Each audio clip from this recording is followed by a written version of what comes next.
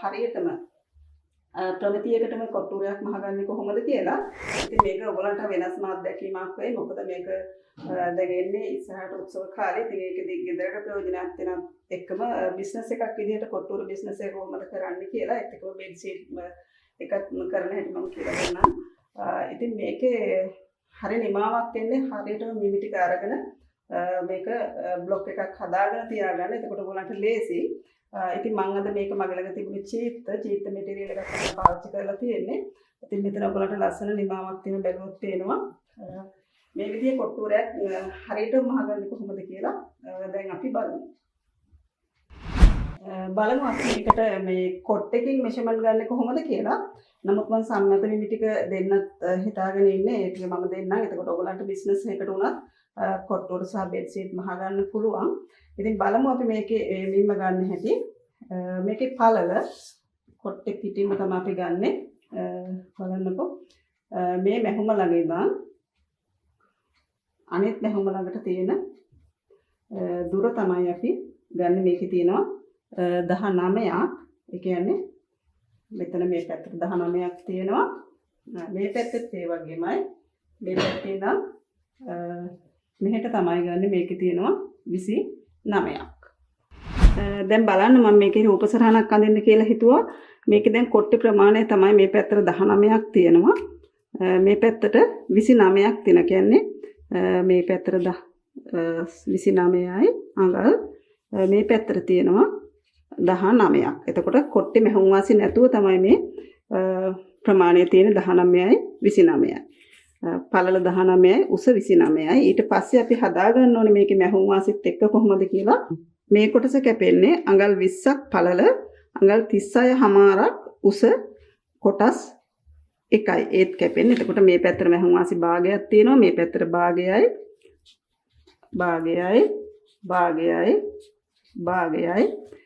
මේ පැත්තට අපි 6ක් වැඩිපුර තියෙනවා. තව මැහුම් වාසි වාටියට අපි අඟලක් මෙතන තියෙනවා.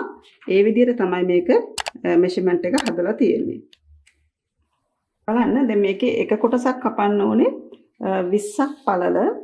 කියන්නේ මැහුම් වාසිත් එක්ක මම මේ 20ක් පළල 34.5ක් උස එක කොටසක් කපා ගන්න ඕනේ. ඒ වගේ රෙදි කොටස් දැන් අපි කොටස් දෙකක් කපා ගමු. ඉතින් මම මේක අරගෙන තියෙන්නේ මගේ ළඟ තිබුණු චීත්ත. මේකෙන් තමයි මම අද මේ කොටුරේ මහලා තියද්දී.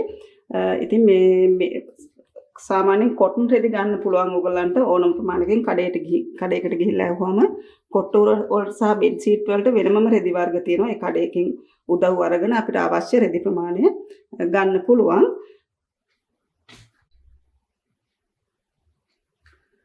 බලන්න දැන් මේක අඟල් 20ක් පළල 34.5ක් දිග රෙදි කොටස. මේකේ මම අඟල් 5ක් මේ විදිහට යටට නමලා මෙතන පොඩි මෙහෙම නමලා අඟල් භාගයක් වගේ නමලා මේ පරතරේ එන්න අපි සාමාන්‍යයෙන් අඟල් එතකොට අපි 4.5කට වගේ තමයි ගන්න මේක වාටි පළල.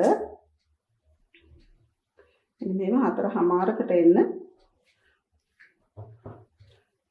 පළල හදාගෙන අපි ගානට මහගෙන යන්න තියෙන්නේ. මම අල්පෙ ටික හරි පෙන්නන්නම්. මේ විදිහට තමයි අපි මහගත්ත එක කොටසක් තියෙන්නේ. අනිත් කොටස බලමු අපි ඊළඟට මහන හැටි. මේ කොටස අඟල් 20ක් පළල 36.5ක් දිග කොටස. මේකේ මේ බ්ලොක් එක බැලුවොත් පේන ඕගලන්ට මෙතන මම රේඛාවක් ඇදලා තියෙනවා. ඒ රේඛාව තමයි මේ තියෙන්නේ. පැහැදිලි ඇති. ඊට පස්සේ ඒක සම්පූර්ණ අඟල් 6ක්. මෙතන තව අඟලක් තියෙනවා. ඒ අඟල තමයි අපි පොඩි වාටියක් මහන්න ඕනේ. අඟල් භාගයක් ඇතුළට නමලා අඟල් භාගයක් තව ඇතුළට නමලා මැවුවාම මෙන්න මේ විදිහේ පොඩි වාටියක් මහගන්න. එතකොට මෙතන සම්පූර්ණ මැහුම් වාසි තියෙනවා. අඟලක ප්‍රමාණය පොඩි වාටියක් මහගන්න. ඊට පස්සේ බලමු අපි කරන්නේ මොකද්ද කියලා. බලන්න ඊට පස්සේ අපි මේ කොටස් දෙක මේ විදිහට තියා ගන්නවා. තියාගත්තට පස්සේ ඔයගොල්ලන්ට බලන්න පුළුවන් මෙතන උඩ කොටස කොට්ටුරේ උඩ කොටස මේ විදිහට තියෙන්නේ. දැන් අපි මෙතන ඉඳන් බැලුවොත් අපි අර දිගට කපාගත්ත කොටස මෙහෙම තියලා මේ පොඩි කොටස තියෙන ඊට වඩා අඟල් 6ක් පහලින්. ඔයාලට පේන්නේ නැති මෙන්න මේ පොඩි කොටස තියලා තියෙන අඟල් 6ක් පහලින්. ඒ කියන්නේ මෙතන ඉඳන් මෙතනට. මේ ගානට අපි එහෙම තියලා අල්පෙනිති ගහලා මේක ආපස්සට පහලට අපි මෙහෙම නමා ගන්නවා. නමාගෙන තමයි අපි මහන්න පටන් ගන්න ඕනේ. මෙතනත් අල්පෙනිති ගහ ගන්න. එතකොට ලේසි අපිට මහගෙන යන. දැන් අපි බලමු මේක මහගන්නේ කොහොමද කියලා.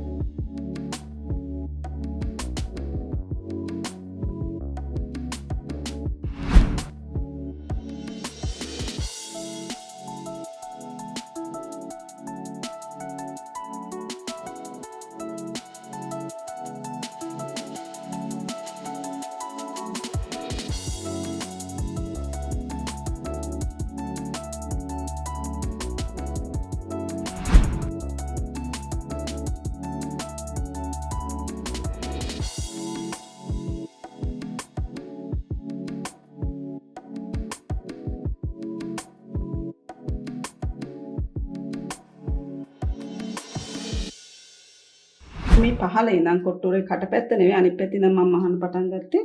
අඟල් භාගයක මහුම් වාසිය තියලා තියෙන්නේ. ඉතින් ඒ ගානටම මහගෙන යන්න.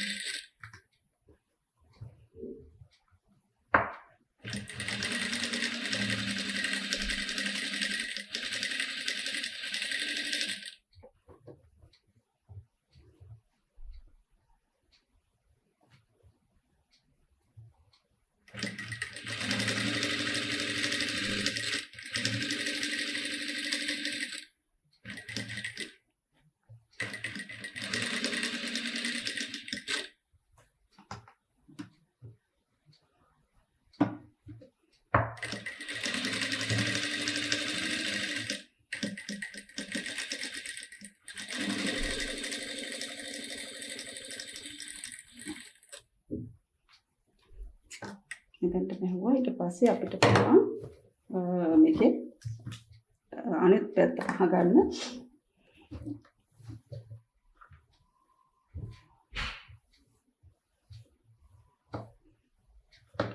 දැන් මේක මෙන්න මේ විදිහට නවන්න පල්ලෙහාට මේ කොටස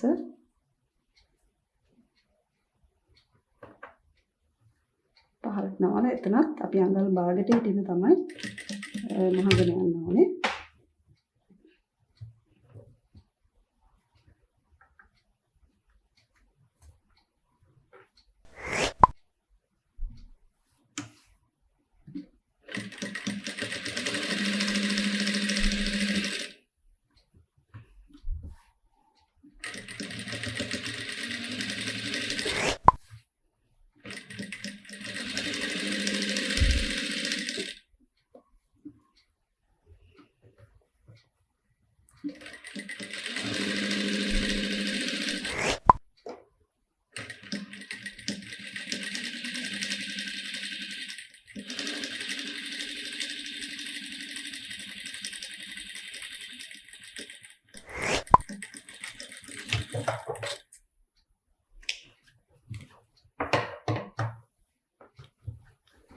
පස්සේ පුළුවන් අපිට මෙන්න මේ ටික මහලා නැහැ මෙතන. මේ ටිකත් මෙහෙම ඇතුළට නමලා එකම ගානින් යන්න මහන්න පුළුවන්. කියන අඟල් භාගයක මහුම් වාසිය තියෙන්නේ. මෙන්න තියලා අපි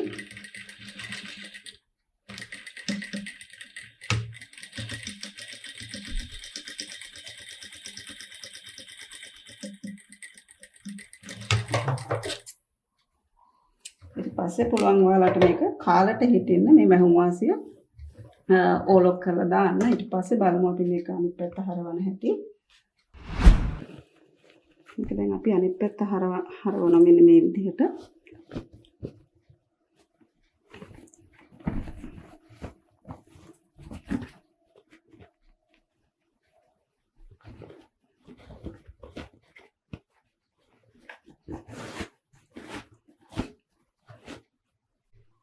බලන්න මෙන්න මෙතන මම මැහුම් වාසි වැඩිපුර මේ තියලා තියෙන්නේ. ඇත්තටම මේක එතකොට තමයි ලස්සන මේ නිමාවක් තියෙන්නේ. ඊට පස්සේ බලමු අපි මේ කොට්ටුරේට කොට්ටේ දාලා තියෙන්නේ කොහොමද කියලා.